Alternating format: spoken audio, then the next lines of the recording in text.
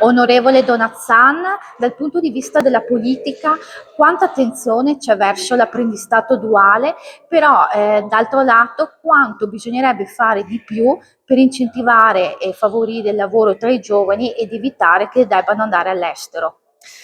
Credo che sia fondamentale che poniamo tutti l'attenzione su come far entrare al meglio i giovani nel mercato del lavoro.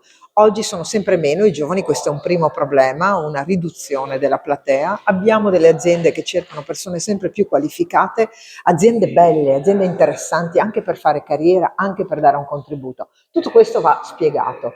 La politica ha fatto molto fino ad oggi perché ha semplificato l'apprendistato, io stesso ho cercato di valorizzarlo quando ero assessore regionale e oggi questo governo, il governo Meloni, mette tanto accento sull'istruzione professionale in tutta la filiera verticale, dalle scuole della formazione professionale fino all'ITS.